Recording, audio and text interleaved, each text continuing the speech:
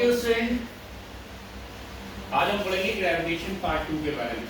Gravitation के previous lecture में हमने आपको ग्रेविटेशन के बारे में बताया था और आज के लेक्चर में हम आपको बताएंगे thrust, pressure, weight, mass, buoyancy and Archimedes. Right, तो सबसे पहले पॉइंट पर आते हैं हम। थ्रस्ट। थ्रस्ट क्या होता है? तो हम ये कहते हैं कि थ्रस्ट एक फोर्स होता है। क्या होता है? थ्रस्ट एक फोर्स होता है।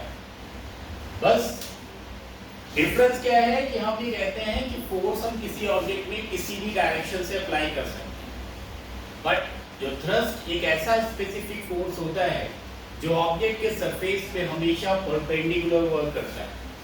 मींस आप ऐसे समझ लो, ये कोई ऑब्जेक्ट है बेटा, इस ऑब्जेक्ट पे फोर्स हम ऐसे भी एक्सर्ट कर सकते हैं, ऐसे भी एक्सर्ट कर सकते हैं, ऐसे भी एक्सर्ट कर सकते हैं। ये सब फोर्सेस है, किसी भी एंगल से हम इसमें फोर्स एक्सर्ट कर सकते हैं।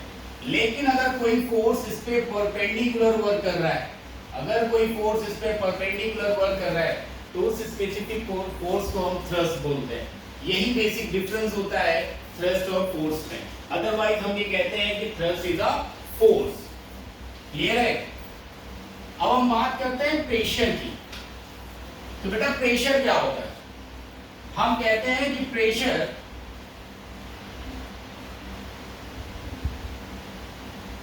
Thrust per unit area, per unit area, thrust per unit area को हम प्रेशर कहते हैं। इससे पहले हम बहुत सारी बुक्स में जब हम पढ़ते थे तो हम लिखते थे कि P = F/A। वहां पर हम सिर्फ ये समझते थे कि एक फोर्स पर यूनिट एरिया को प्रेशर बोलते हैं। लेकिन हम क्लास 9 में जब आते हैं तो हमको क्लियर होता है कि वो फोर्स कौन सा फोर्स होता है? वो फोर्स होता है थ्रस्ट, क्योंकि ये एक स्पेसिफिक फोर्स होता है जो ऑब्जेक्ट की सरफेस पे हमेशा परपेंडिकुलर वर्क करता है। प्रेशर की यूनिट क्या होती है? तो दैट इज पास्कल,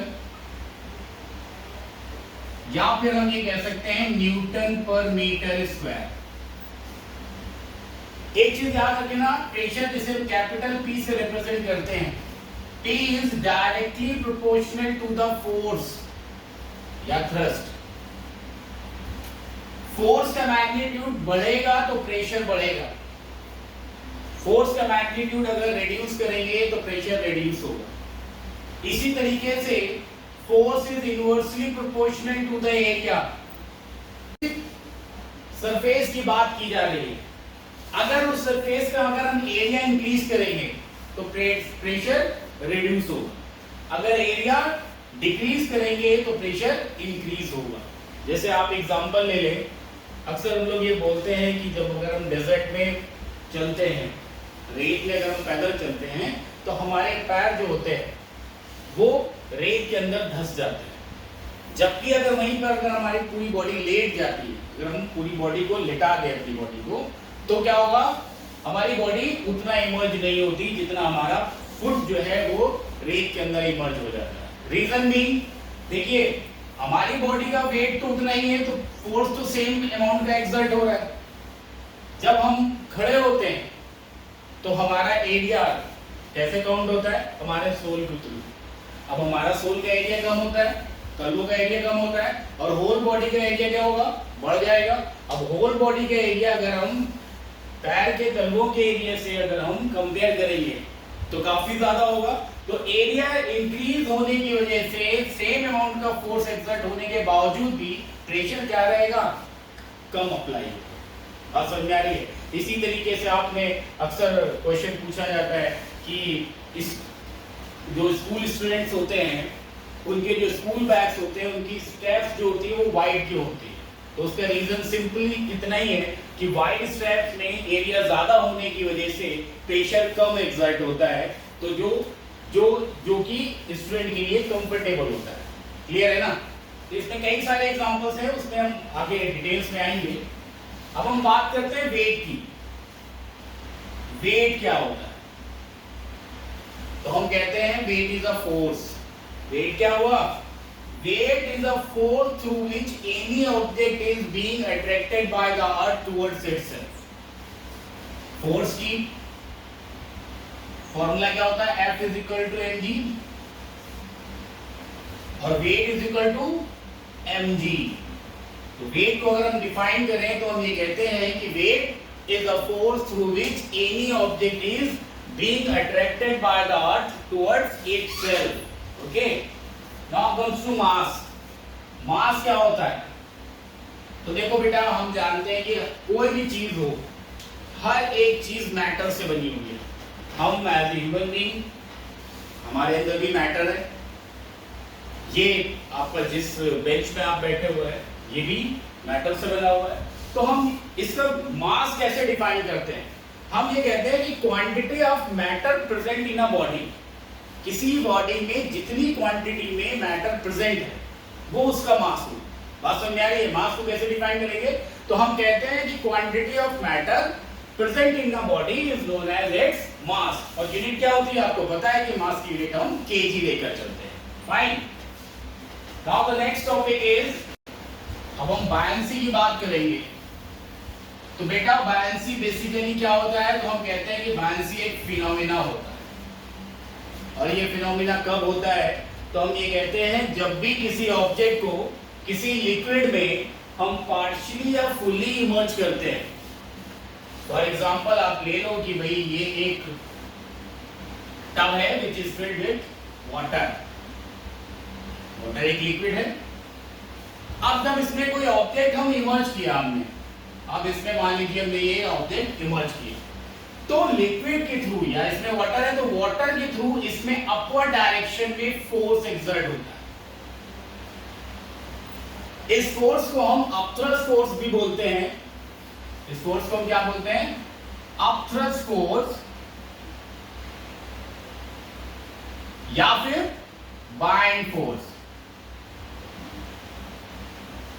बात समझ में आ रही है? हमने क्या बोला? When we immerse an object inside a liquid, it experiences an upward force. That force is known as upthrust force or bind force, and this phenomena is known as buoyancy. Clear है? Now comes to Archimedes principle. Archimedes का जो principle था, that was basically taken through the buoyancy. Archimedes ने क्या बोला था? Archimedes ने ये बोला था कि जब किसी ऑब्जेक्ट को हम पार्शियली या फुल्ली किसी लिक्विड में इमर्ज करते हैं, क्या बोला? जब किसी ऑब्जेक्ट को हम पार्शियली या फुल्ली किसी लिक्विड में इमर्ज करते हैं तो लिक्विड के थ्रू एक अपवर्ड डायरेक्शन में एक फोर्स एक्सर्ट होता है, ठीक? And that force is equal to the weight of the liquid displace. आप ऐसे समझ लो, आप ऐसे समझ लो कि जैसे मान लो आपने ये बकेट ले लिया, हम इसको दोबारा बना देते हैं। आपने एक बकेट लिया जिसमें पानी फिल कर दिया। आपने क्या किया बेटा? एक बकेट ले लिया, इसमें इस लेवल तक पानी फिल्ड है। क्लियर है? ठीक है, इस लेवल तक इसमें पानी फिल्ड है। अब एक ऑब्जेक्ट हमने इसमें पार्शियली इमर्ज किया, मतलब फुली इमर्ज नहीं, ठीक? तो डाउनवर्ड डायरेक्शन से वाटर के थ्रू अपवर्ड डायरेक्शन पे फोर्स एक्सर्ट होगा, और ये फोर्स किसके बराबर होगा?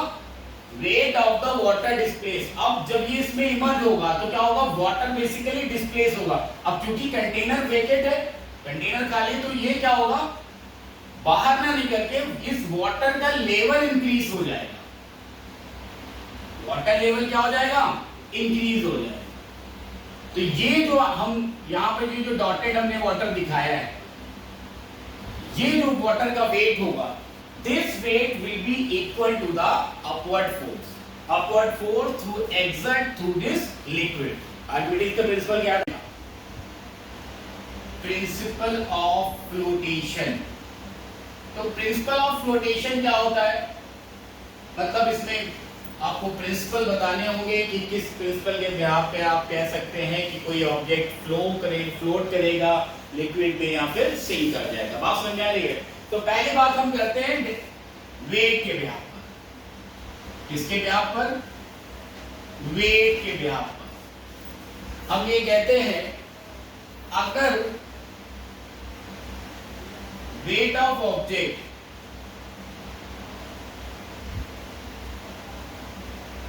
is equal to the buoyant force. अगर weight of object buoyant force के बराबर होता है तो हम ये कहते हैं कि ऑब्जेक्ट फ्लोट करेगा। क्या करेगा? फ्लोट करेगा। और अगर weight of object greater than buoyant force होगा तो ऑब्जेक्ट क्या हो जाएगा? सिंक कर जाएगा बेटा। और तीसरा पॉइंट क्या है कि अगर आपका वेट ऑफ ऑब्जेक्ट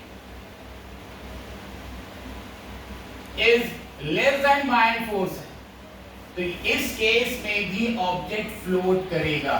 बट एक चीज याद रखना, ये दो केसेस जिसमें वो फ्लोट कर रहा है, जब वेट ऑफ ऑब्जेक्ट अगर बायएंड फोर्स के इक्वल होगा तो ऑब्जेक्ट फ्लोट करेगा और यहां पर जो फ्लोटेशन होगा वो स्मूथ होगा।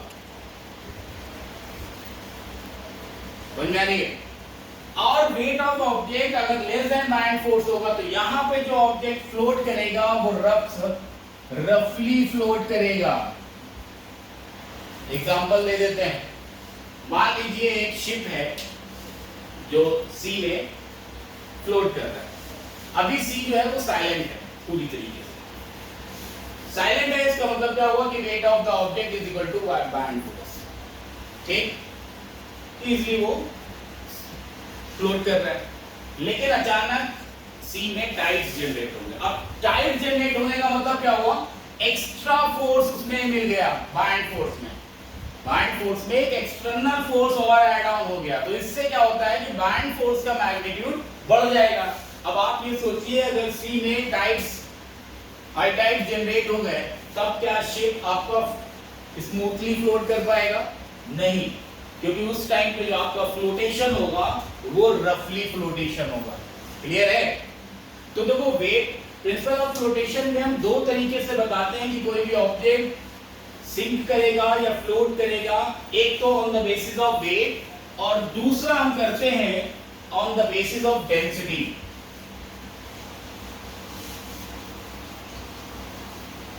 दूसरा हम क्या करते हैं? On the basis of density.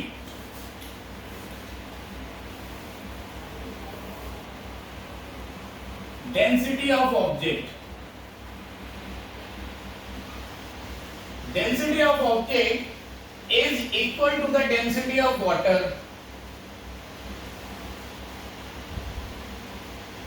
Object क्या करेगा बेटा? फ्लोट करेगा। अगर वाटर की डेंसिटी ऑब्जेक्ट की डेंसिटी के इक्वल है तो इसका मतलब ऑब्जेक्ट फ्लोट करेगा। अगर density of object is greater than density of water, object sink कर जाएगा बेटा। ठीक, and the third case, if the density of object is less than density of water,